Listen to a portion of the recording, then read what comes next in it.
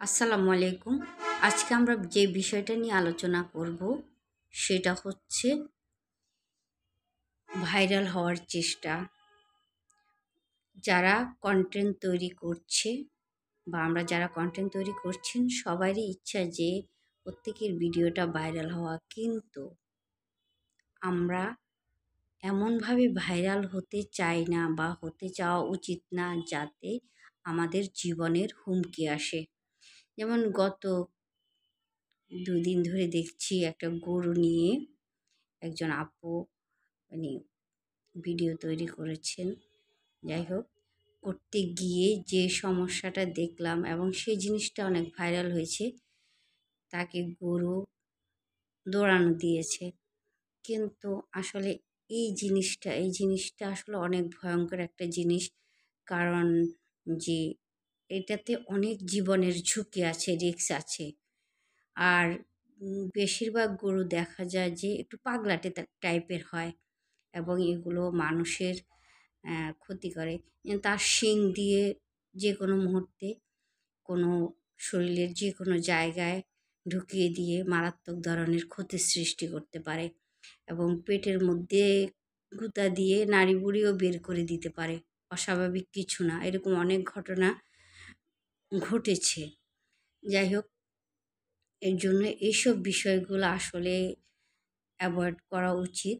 আর যে বিষয় আরও 3-4 দিন আগে একটা ভিডিও দেখেছিলাম, গাছের উপর থেকে পানিতে লাফ দিয়ে একটা ছেলে পড়ছে, কিছুক্ষণ পরে আবার সে মাটির উপরে শুয়ে কোঁকড়াচ্ছে। তার একটা হাত মনে হচ্ছে যেন ভিতর থেকে আগলাই হয়ে গেছে, হাতের মানে একটা সাইড।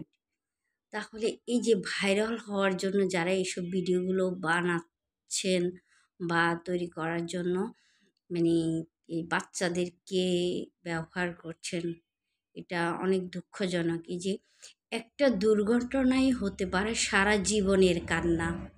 হুম মানে মানুষের জীবনে দুর্ঘটনা যে কোনো টাইমে হতে পারে, সেটা ঠিক আছে, যে কারো সাথে যে কোনো দুর্ঘটনা ঘটতে পারে, কিন্তু মানে এমন কোনো দুর্ঘটনায় আমাদের পতিত হওয়া উচিত নয় যে জিনিসটা সম্পর্কে কি আমরা অবগত আছি যে এটা আমরা এরকম হতে পারে বা আমরা বুঝতেছি যে এরকম যদি হয়, তাহলে সেই সব বিষয়গুলো আসলে আমাদেরকে অ্যাভয়েড করে চলা উচিত প্রত্যেককে।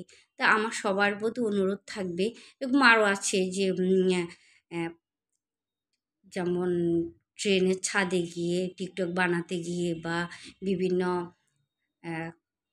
ব্রিজ থেকে লাফিয়ে পড়ে, যে ব্রিজ থেকে লাফিয়ে পড়ে বা গাছ থেকে লাফিয়ে পড়ে কত হাত পানির নিচে চলে যাবে।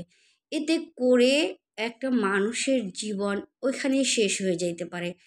কারণ কি, সে যে আর উপরে উঠে আসবে এর কোনো নিশ্চয়তা না, ওইখানে দম আটকে মারা যেতে পারে, এত নিচে চলে যায়।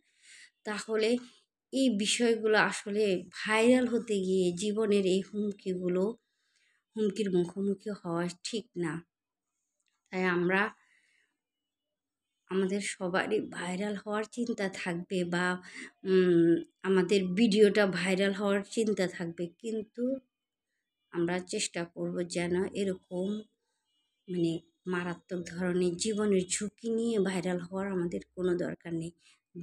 নিজে আগে বেঁচে থাকি, ভালো থাকি, সেটাই আসল বিষয়।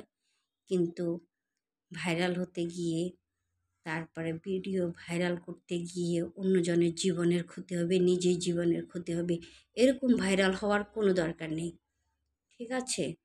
তাই সবার প্রত্যেকের প্রতি আমার অনুরোধ থাকবে, এই বিষয়টা আপনারা অবশ্যই বিবেচনায় রাখবেন যে ভাইরাল হওয়ার চেষ্টা করবেন, কিন্তু ঝুঁকি নিয়ে নয়, জীবনের ঝুঁকি নিয়ে নয়।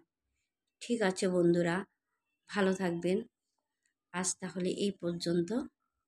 আশা করি সবাই ভালো থাকবেন।